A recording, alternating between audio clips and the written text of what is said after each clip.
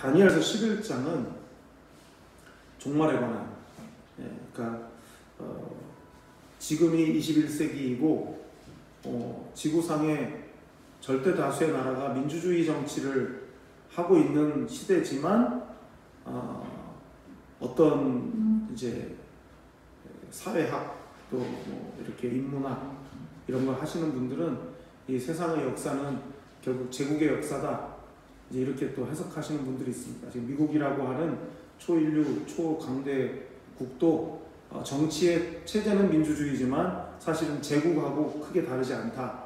세상 역사가 제국의 역사에, 제국의 흥망성쇠에 의해서 세상 역사가 흘러간다. 이제 이렇게 또 이야기하시는 분들이 있습니다.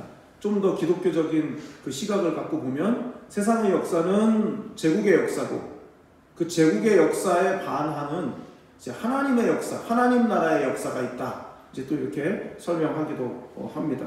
어쨌든 이 다니엘서 11장은 이제 몇몇 제국들이 어떻게 이제 쓰러져 가는지, 쇠하게 되는지, 그리고 새로운 제국들이 다시 이렇게 일어나게 되고, 그리고 그 마지막에 이제 어떤 종말이 올 것인가에 대한 예언이 바로 이 11장이다. 이제 그렇게 말할 수 있습니다. 사람들은 이제 갈수록 사람을 이롭게 하는, 사람을 편안하게 하는 시대가 갈수록 온다, 이렇게 생각을 해요. 그 지금 한참 이제 그 자율주행이라는 게 굉장히 4차 산업혁명 가운데 가장 중요한 이슈 중에 하나죠. 자율주행. 예. 자동차에 그냥 누워도 차가 알아서 가는, 예. 뭐 그런 거 있지 않습니까? 갑자기 차가 어떤 사거리에서 좌회전을 하는데, 예. 무단횡단을 하는 사람과 신호를 위반하는 차량, 거의 동시에 그러니까 사람과 보행자와 이제 운행하는 차가 거의 동시에 이 주행 중인 차 쪽으로 달려왔을 때, 사람을 살리기 위해서 차를 받을 거냐, 차를 비싼 차니까 차하고 사고가 안 나기 위해서 사람을 받을 거냐, 이런 걸 지금 연구하고 있거든요. 갑자기 차와 사람이 뛰어들었을 때 어쩔 수 없이 시간상 받을 수밖에 없다면 뭘 받을 거냐를 이제 AI가 그걸 판단하는 걸 지금 이제 연구하고 있고, 그것이 다 완성이 되면은 이제 자율주행차가 이제 세상을 다니게 될 거라는 거예요. 그런 시대에 우리가 살고 있어요. 그러니까 갈수록 점점 세상은 편안해지고 사람이 훨씬 살기가 좋아지는, 모든 어떤 기술이 총동원돼가지고 사람이 편안해지는 시대가 올 거다. 근데 정말 그런 것들이 이제 상용화가 되고 정말 그렇게 되면 진짜 사람들이 살기 좋은 정말 그런 때가 정말 올 건가? 진짜로 올 건가? 근데 물음표죠. 예.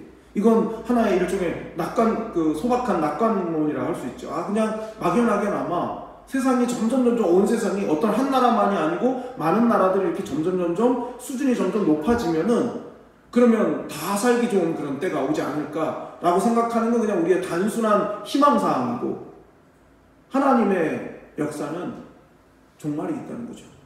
하나님이 정하신 어떤 때가 있다는 거예요. 그러니까 그런 때가 되면 이제 하나님께서 예언하시고 말씀하신 대로 세상을 하나님이 새롭게 하실 거예요.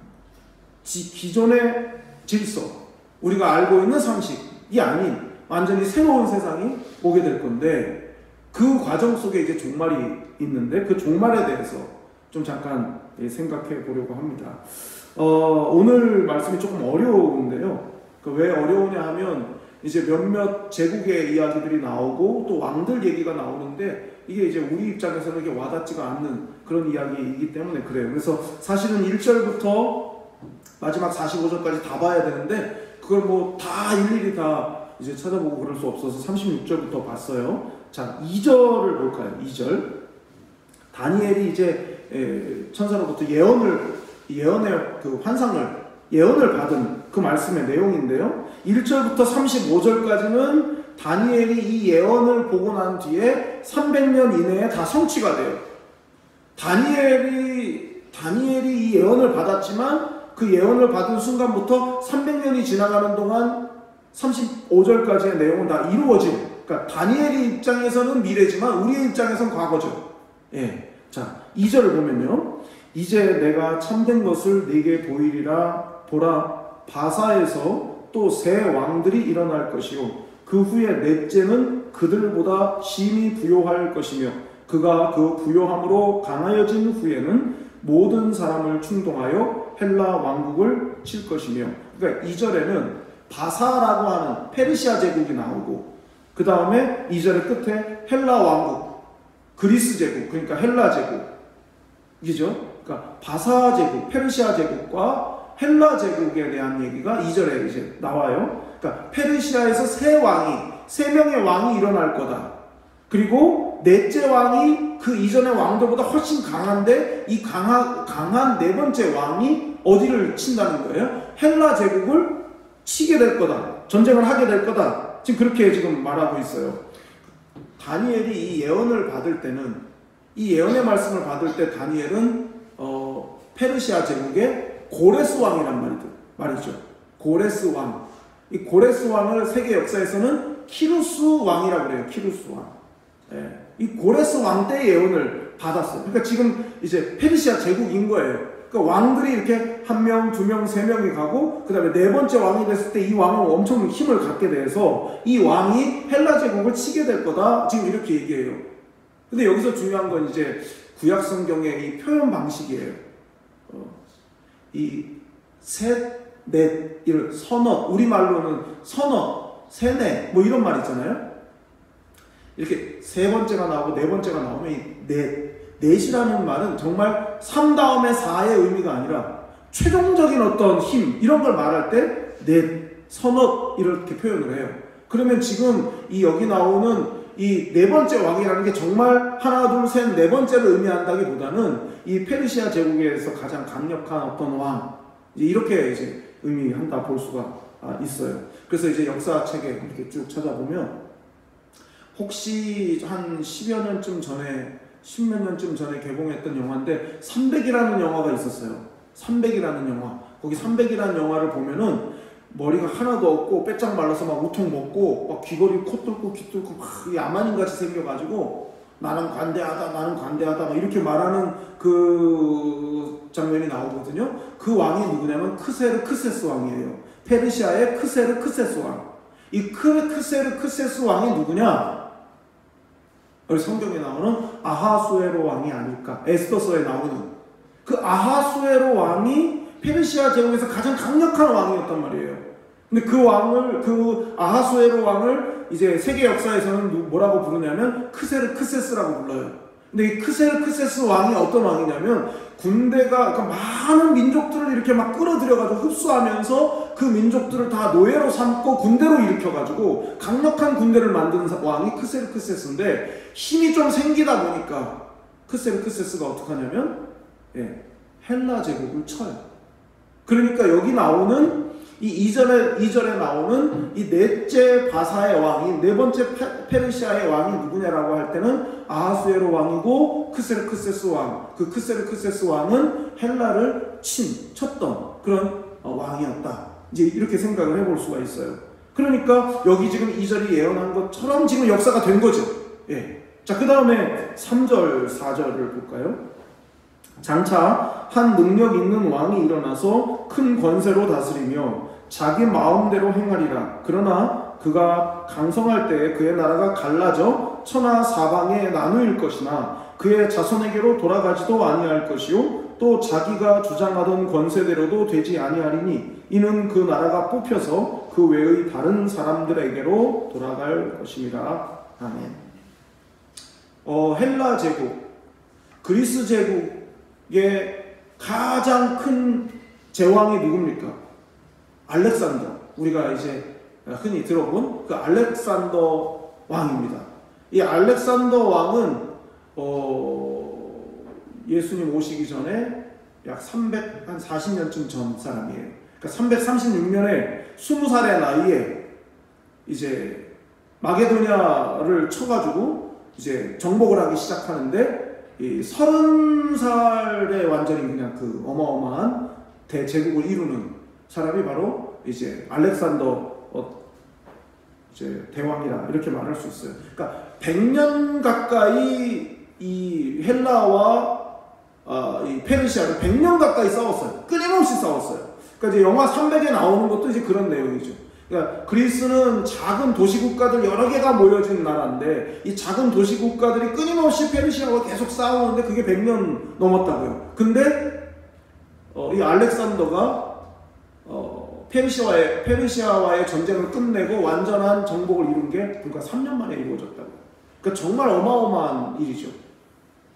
그런데 좀 전에 읽은 이 3절과 4절의 내용을 보면은 그렇게 해서 강해졌는데 다 어떻게 된다는 얘기입니까? 다 패하고 쪼개지고 다 나누어지게 될 거라고 그렇게 말하고 있죠. 33세 때, 그러니까 33살에 알렉산더가 갑자기 죽어요. 말라리아에 죽었다는 얘기, 애완으로 키우던 원숭이에게 물렸는데 그래서 죽게 됐다는 얘기, 다양한 설들이 있어요. 그러니까 어쨌든 중요한 사실은 이른 나이에 33살밖에 안 된 나이에 갑자기 죽게 됐죠. 그렇게 되면서 베다른 형 필리포스라는 베다른 형이 있었고요. 그리고 이 알렉산더가 죽고 난 뒤에 태어난 유복자가 있었어요. 그러니까 말하자면은 제왕의 어떤 대를 이을 수 있는 유력한 두 사람이죠. 이복형 필리포스와 그 다음에 이제 유복자, 이렇게 알렉산더 4세 이렇게 있는 거죠. 그러니까 어쩔 수 없이 이 두 사람에게 제국이 나누어지는 이제 그렇게 됐고요. 그 너무 어리니까 후견인이 있었어요. 후견인의 이름이 페르디카스라는 사람인데 이 페르디카스라는 사람, 이 세 명의 사람에게 이 제국이 나눠진 거예요. 이 말씀처럼 나눠졌는데 중요한 건 이 세 사람 다 살해당해요. 그 전혀 엉뚱한 사람들에게 이제 제왕의 이 권위가 다 이제 뿔뿔이 다 나눠지게 되고 예언대로 헬라 제국은 4개의 나라로 또 나눠지게 되는 거죠. 그 말씀대로. 그러니까 지금 200년쯤 전에 다니엘이 이미 말씀을 받고 200년쯤 후에 헬라 제국이 그렇게 알렉산더가 일어나가지고 다 제국을 다 이제 통할하는 것처럼 됐지만은 결과적으로는 그가 갑자기 죽게 되면서 또 다시 다 나눠지는. 그래서 알렉산더의 유명한 일화가 있죠. 알렉산더가 이제 씨름을, 그러니까 레슬링이겠죠. 고대 이제 레슬링을 하다가 막 이제 뭐 부하하고 했겠죠. 파트너하고 막 레슬링을 하다가 알렉산더가 탁 바닥에 딱 나뒹굴어진 거예요. 땅바닥에 딱 누웠는데 신하들이 다 보고 있겠죠. 근데 갑자기 엉엉 대성통곡을 하면서 우는 거예요. 알렉산더가. 그래서 왜 우십니까? 내가 죽으면 내가 지금 누워있는 딱 요만큼만 내 땅인데 내가 뭐하러 그 많은 제국을 그 땅을 내가 정복했을까 했다는 거죠. 근데 그것처럼 그게 딱 그렇게 된 거예요. 정말 그게 인생인 것 같아요. 죽기 살기로 평생을 그냥 막 허리가 휘도록 이마에 막 그 밭고랑처럼 이렇게 제 이마처럼 이렇게 되도록 그렇게 땀을 흘리며 수고를 다 했지만은 결국 끝에 가서는 그냥 나 하나 눕는 거밖에는, 그것도 요즘은 또 자식들이 얼마나 깔끔한지 화장을 해버려요. 그러니까 정말 인생이라는 게, 그러니까 누가 지혜로운 사람인가? 하나님 앞에 서는 그 순간을 잘 준비하는 사람이겠죠. 그러니까 결국 야고보서가 말씀하고 있는 것처럼 인생이 뭐냐? 잠깐 보이다가 사라지는 안개다. 자, 그리고 이제 5절부터 20절이 남방의 애굽과 북방의 시리아에 대한 예언이에요. 근데 오늘 수요예배 모처럼 내가 쉬는 날이어서 수요예배 왔더니 무슨 헬라가 어떻고 그러시죠. 근데 이제 제가 이 말씀을 드리는 이유는 딱 그거예요. 다니엘도 정확하게 몰랐겠죠. 근데 하나님께서 하나씩 그 제국을 일으켰다 망하게 하시는 이 과정을 거치게 하신다는 거죠. 그러니까 결국 알렉산더도 자기의 나라가 아닌 거예요. 하나님이 일으키셨다가 하나님이 쓰러지게 하시니까. 그러니까 세상 역사를 누가 끌고 가고 계시다는 겁니까? 하나님께서 끌고 가고 계시다는 거죠. 자, 그래서 이 5절부터 20절은 헬라 제국이 이제 무너진 이후에 이제 이스라엘에 가장 많은 영향을 끼친 두 제국에 대한 이야기죠. 하나는 애굽, 이제 세계 역사에서 프톨레미 왕조라고 말하는 애굽의 프톨레마이오스 왕조, 그 다음에 시리아의 셀루커스 왕조에 관한 이야기인데 100년 동안 계속 이제 지속되는 이제 갈등, 애굽은 애굽대로 시리아는 시리아대로 계속해서 이제 갈등, 제국의 갈등이 계속 이어지게 될 거다 하는 거예요. 근데 어쨌든 5절부터 20절 내용을 뭐 자세하게, 저도 잘 모르겠고 이걸 뭐 아주 자세하게 볼 그럴 필요는 없어 보입니다. 중요한 사실은 그거예요. 하나님께서 이 많은 나라들, 많은 왕들을 이렇게 다루시면서 뭘 하려고 하시는가 하는 거죠. 무엇을 위해서 이렇게 하시는가? 하나님이 세상 역사를 이끌고 계시다는 사실을 우리로 보게 하시고, 그러면 우리의 입장에서 하나님이 세상 역사를 무슨 제국 뭐 이름도 발음도 안 되는 그런 나라들을 하나님이 왜 그렇게 일으키셨다가 왜 다시 사라지게 하시고 왜 그렇게 하시는가, 그리고 왜 그걸 왜 보게 하시는가, 하나님께서 구원 역사를 이루시기 위해서 무엇하고 계시는가, 무엇을 해오셨는가를 봐야 한다는 거죠. 그걸 알게 하시는 거예요. 다니엘이 이 예언을, 천사로부터 이 예언을 받았을 때 이 내용을, 이 의미를 다 알지 못했을 거라고요. 그럼에도 불구하고 한 나라를 쭉 이렇게 일으켰다 사라지게 하시는 이 과정을 통해서 하나님이 말씀하신 것을 하나씩 이루어 가신다는 사실을 다니엘이 보지 않았겠습니까? 예. 물론 다니엘 후에 일어난 미래 일들이기도 했지만 말이에요. 그러면 우리의 입장에서는, 그러면 하나님께서 역사를 이끌고 계시는데 그러면 나한테 무슨 교훈을 주시기 위해서인가 하는 것은 이제 요한복음 15장 17절부터 21절 사이의 말씀을 보면서 저 생각을 해보도록 하겠습니다. 요한복음 15장 17절에서 21절 말씀입니다.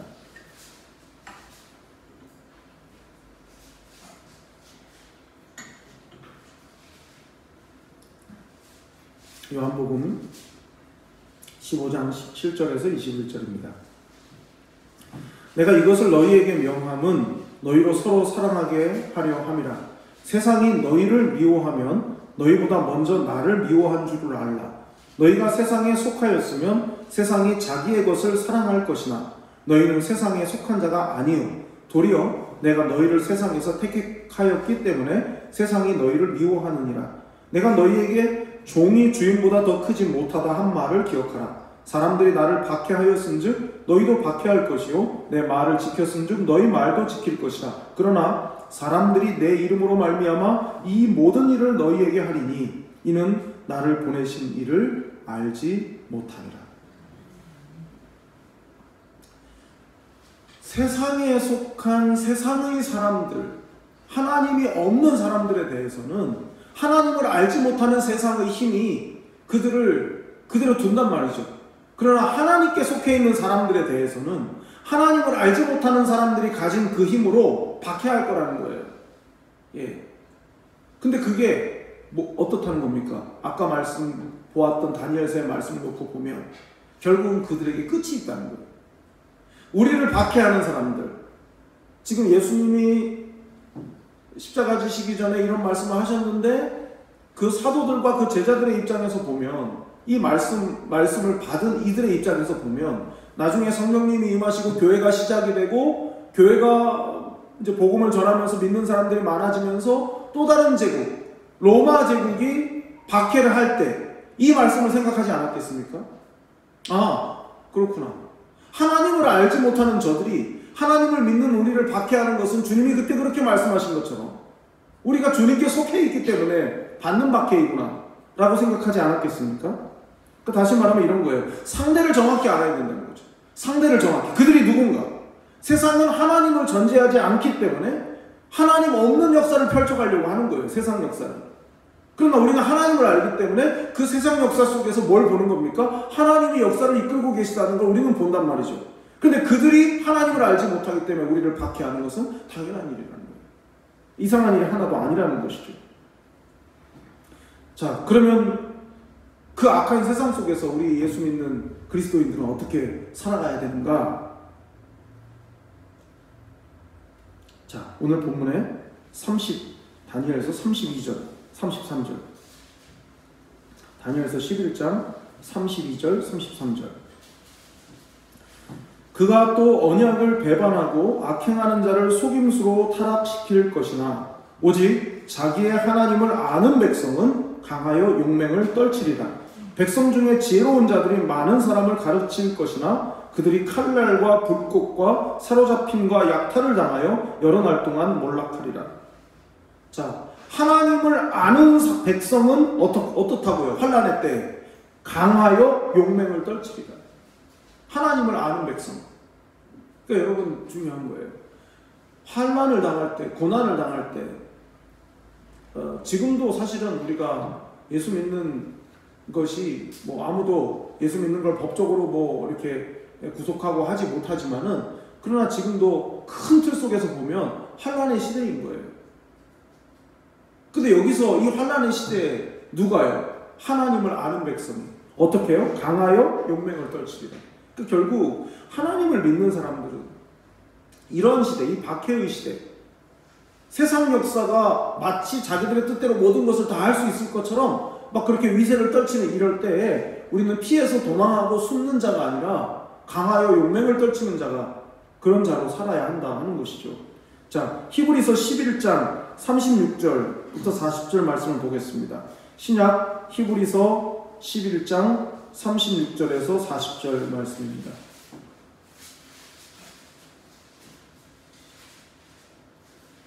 히브리서 11장 36절에서 40절. 또 어떤 이들은 조롱과 채찍질 뿐 아니라 결박과 옥에 갇히는 시련도 받았으며 돌로 치는 것과 톱으로 켜는 것과 시험과 칼로 죽임을 당하고 양과 염소의 가죽을 입고 유리하여 궁핍과 환난과 학대를 받았으니 이런 사람은 세상에 감당하지 못하느니라. 그들이 광야와 산과 동굴과 토굴에 유리하였느니라. 이 사람들은 다 믿음으로 말미암아 증거를 받았으나 약속된 것을 받지 못하였으니 이는 하나님이 우리를 위하여 더 좋은 것을 예비하셨은즉 우리가 아니며 그들로 온전함을 이루지 못하게 하려 하심이라. 아멘. 믿음의 선진들, 이 11장, 히브리서 11장을 보통 믿음장이라고 얘기하잖아요. 믿음의 사람들, 뭐 아브라함부터 시작해가지고 쭉 믿음의 사람들의 그 특징들을 쭉 얘기하고 있어요. 11장이. 그러면서 지금 이 좀 전에 읽은 이 말씀이거든요. 한번 잘 생각해 보세요. 구약의 사람들은 예수님을 못 본 사람들이에요. 예수님을 보지 못했어요. 그러니까 구원의 실체를 직접 경험하지 못한 사람들이에요. 근데 그럼에도 불구하고 그들은 믿음으로 고난의 때, 어려움의 때를 믿음으로 이겼다고. 실체를 보지 못했으니까. 그러면 구원의 실체인 예수 그리스도를 본 사람들은, 예수 그리스도를 만난 사람들은 실체를 본 사람들이잖아요. 그러면 또 누가 유리하다는 표현이 좀 그렇지만 누가 더 유리합니까? 본 사람들이 유리한 거예요. 예수님이 오시기 전 사람보다 예수님께서 오시고 난 후의 사람들이 더 온전한 거예요. 그 믿음이. 이전의 사람들은 그림자만 보고 그 약속만 보고 그랬다면 우리는 그 구원 역사가 이미 다 이루었다 하신 이후니까, 우리는 예수님의 그 구원의 혜택을 있는 그대로 누린 사람들이니까 우리가 더 혜택을 받다 이렇게 말할 수 있어요. 그렇다면 고난을 만났을 때 우리의 자세와 태도는 그림자까지만 본 사람들과는 더 달라야 된다. 희미한 예언의 말씀을 받고도 고난 가운데 하나님을 바라보고 믿음을 저버리지 않고 견뎌냈다면 약속의 성취와 실체를 경험한 우리들은 더 든든한 믿음 가운데 서야 한다는 거죠. 고난이 있고 환난이 있다 할지라도 말이죠. 그래서 36절부터 45절의 예언의 내용은 적그리스도가 등장할 거다. 그리고 전쟁과 침략이 있을 거고, 그리고 대환란이 있을 거다 하는 걸로 끝나요. 예, 이게 이제 종말에 대한 예언인데, 사실 이게 이제 신학적으로 의견들이 아주 분분하기 때문에 이걸 뭐 자세한 해석을 하기보다는 그냥 말씀을 좀 보도록 하겠습니다. 12장 1절을 좀 볼까요? 12장 1절. 대환란 때 이야기죠. 다니엘서 12장 1절. 그때 내 민족을 호위하는 큰 군주 미가엘이 일어날 것이요 또 환란이 있으리니 이는 개국 이래로 그때까지 없던 환란일 것이며 그때 내 백성 중 책에 기록된 모든 자가 구원을 받을 것이라. 여러분, 이게 놀라운 거죠. 이전에 없었던 어마어마한 대환란이 있을 건데 그때 책에 이름이 기록된 자는 구원을 받는다. 이게 이제 하나님의 구원과 심판이 같이 간다. 그러니까 한쪽에는 장자가 갑자기 죽는데 한쪽에는 좌우 임방에 그리고 문설주에 어린 양의 피를 발랐다는 이유로 아이들이 아무 문제 없잖아요. 한쪽은 심판을 받아서 아이들이 죽는데 한쪽은 아이들이 쌕쌕 잠을 잘 자요. 이게 하나님의 구원과 심판의 이중주라고 할 수 있어요. 예. 그러니까 환난이 극에 달해가지고 이전에 어떤 어마어마한 환난이 있을 그때가 어떤 때냐? 생명책에 이름이 기록된 사람들이 모두 구원받는 때. 그러니까 여러분, 고난이 점점 심해진다. 그 구원의 때가 더 임박했다는 뜻이기도 한 거예요. 예.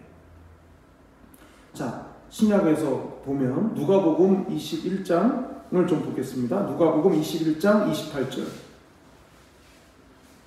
누가복음 21장 28절.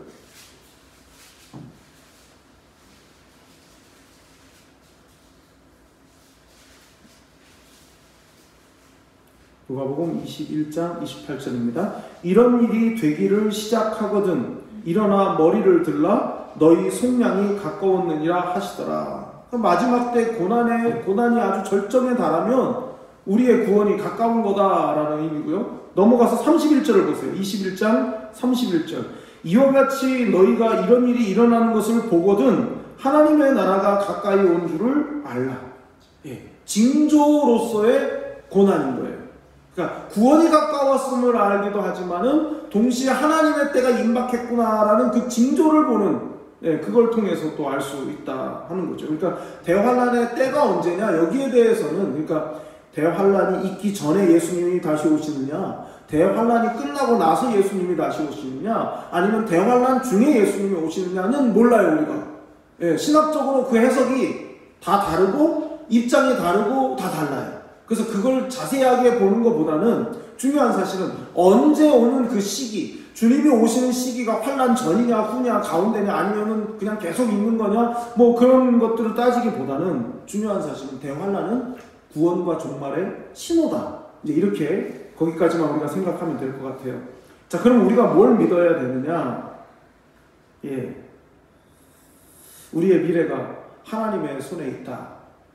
아무리 언제인지도 잘 모르겠고 그 고난이 얼마나 어려운 고난인지 그런 것까지는 잘 모르겠지만, 아니면 지금 있는 고난을 말하는 건지 그런 거 우리가 잘 모르겠지만, 분명한 사실은 고난이 무엇이든 종류가 어떤 것이든 우리의 생명이 하나님께 달려있고 우리의 인생의 끝이 하나님께 달려있음을 믿는다는 거죠. 그럼 그걸 믿는다면 어떻게 살아야 되느냐? 자, 요한복음 14장 14절. 요한복음 14장 14절입니다.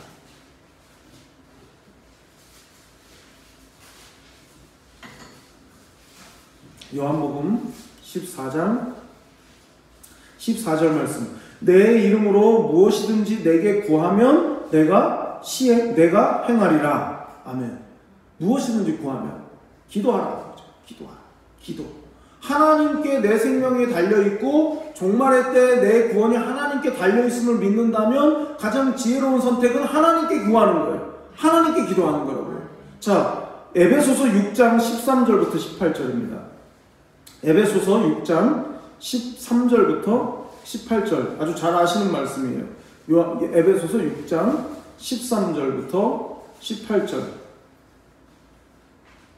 제가 읽겠습니다. 그러므로 하나님의 전신갑주를 취하라. 이는 악한 날에 너희가 능히 대적하고 모든 일을 행한 후에 서기 위함이라. 그런즉 서서 진리로 너희 허리띠를 띠고 의의 호심경을 붙이고 평안의 복음이 준비한 것으로 신을 신고 모든 것 위에 믿음의 방패를 가지고 이로써 능히 악한 자의 모든 불화살을 소멸하고 구원의 투구와 성령의 검 곧 하나님의 말씀을 가지라.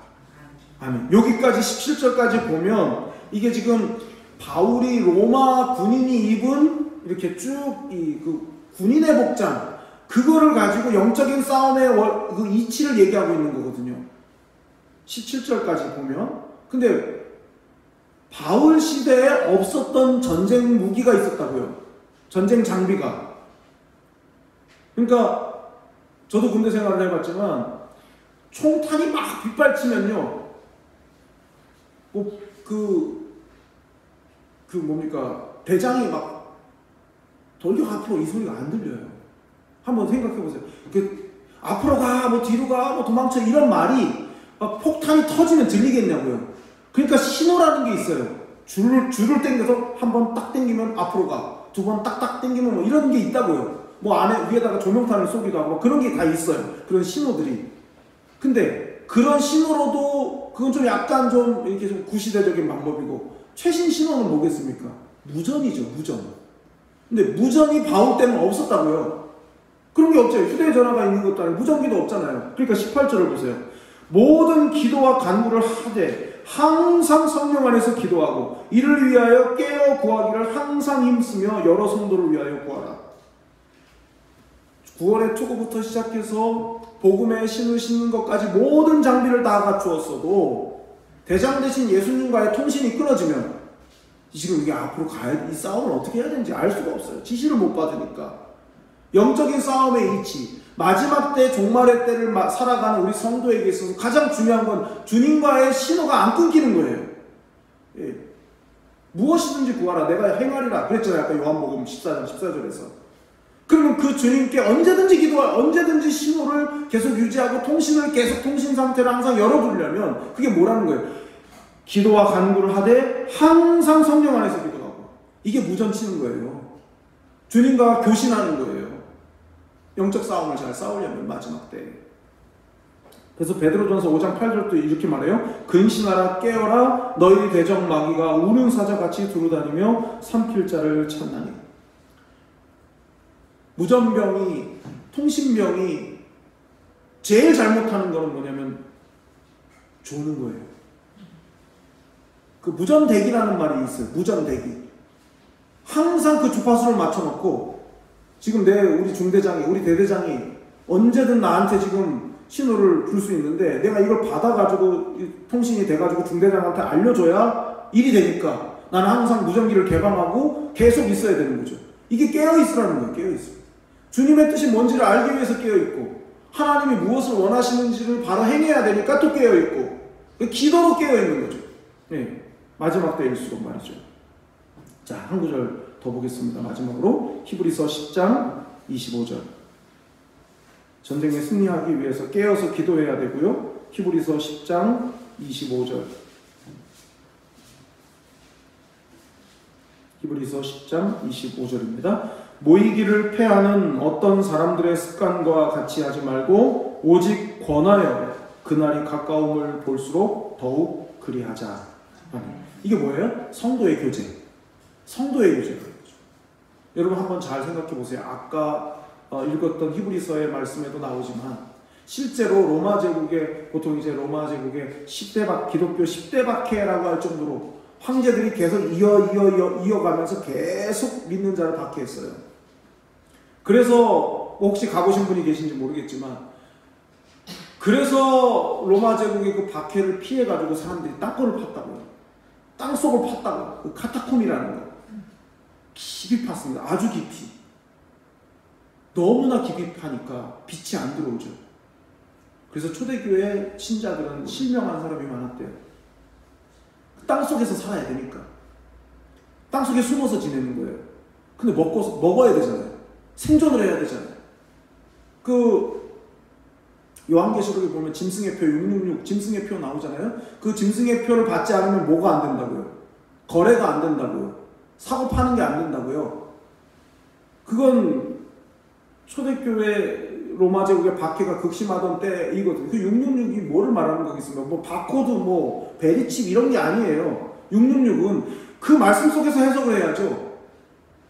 그 AD 1세기에 거래를 못하게 했다는 건 예수 믿는 사람들이 예수 믿는 것을 고백하고 밝히면 상대를 안 해주니까 거래를 못하는 거예요. 짐승의 표, 짐승이 뭐겠습니까? 로마 황제란 말이에요. 로마 황제. 예? 로마 황제를 큐리오스, 로마 황제가 주다라고 인정을 안 하니까 살 수가 없는 거예요. 땅속에 들어가 지내니까. 그러니까 어떻게 해요? 밤이 되면, 좀 이런 표현 좀 그렇지만 밤이 되면 기어 나오는 거예요. 먹고 살아야 되니까, 먹어야 되니까. 뭔가를 음식을 먹어야 살 거 아닙니까? 땅속에서 뭘 먹겠습니까? 예, 뭐 군뱅이 먹는 것도 하루 이틀이지. 뭘 먹을 수가 없으니까 밤이 되면 깜깜하게 칠흑같이 밤이 되면 나오는데 어떻게 나옵니까? 서서 돌아다니면 이상한 사람으로 그러니까 잡혀가니까 짐승의 가죽을 뒤집어 쓰고 기어다닌 거예요. 가족을 먹여 살려야 되니까 그걸 뒤집어 쓰고 기어다니면서 먹을 걸 찾아가지고 다시 땅속으로 들어가서 가족들을 먹는 거예요. 그래서 그 안에서 사람이 죽으면 그 땅속에서 있던 같은 신자들이 죽으면 그 시신을 거기다 그냥 묻는 거예요. 그러니까 늘 땅속에 시신과 함께 사는 거예요. 그 전통이 유럽 교회에 예배당을 지으면 예배당 마당에다가 다 부모님을 거기다 매장을 하는 게 다 그렇게 이어지는 거죠.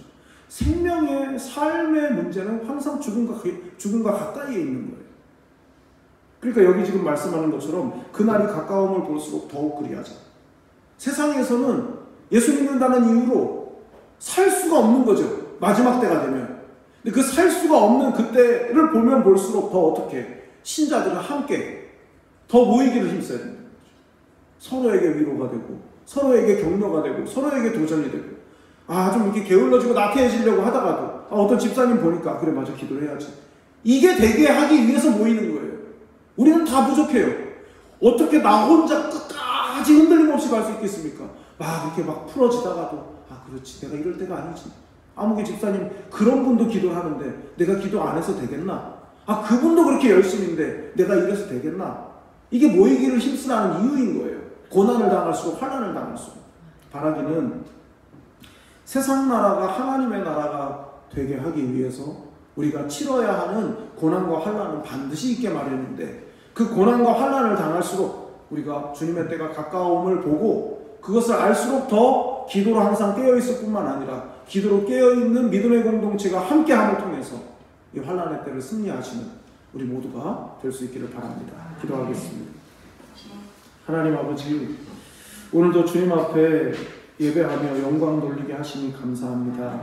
하나님, 우리는 연약하고 부족해서 조금만 어렵고 힘들면 원망의 대상을 찾고 또 하나님이 나를 사랑하시지 않나 의심하고 그럴 때가 있는 연약하고 부족한 저희입니다. 하나님, 저희를 불쌍히 여겨주시고 하나님을 바라보며 말씀을 주신 대로 그날이 가까움을 볼수록 더 항상 기도로 깨어있게 하실 뿐만 아니라 또 모이기를 힘쓰며 서로 사랑과 선행을 격려하고 함께 믿음의 공동체를 온전히 이루어서 끝까지 승리하는 우리 모두가 될 수 있도록 인도해 주시옵소서. 아버지, 매일매일을 주님의 오실 그날이라 생각하며 하루를 겸손히 살게 하여 주시고 아버지 하나님 앞에 받을 상급을 잘 준비하는 여생이 될 수 있도록 주님 도우시고 함께하여 주시옵소서. 예배하며 주님 앞에 귀한 예물을 드리고 어린 자녀들 손주들을 위해서 기도하는 마음으로 예물을 바치는 손길을 주님 기억하여 주시고 하나님께서 은혜를 더하셔서 그 마음의 소원과 기도대로 자녀들을 복되게 하시며 구원의 은총을 허락하여 주시옵소서. 오늘 한 날도 주님의 은혜로 승리하며 가족과 하나 되며 기뻐할 수 있는 복된 날 될 수 있도록 주님 인도해 주시기를 간절히 원하옵고 사랑이 많으신 예수님의 이름으로 기도드리옵나이다. 아멘.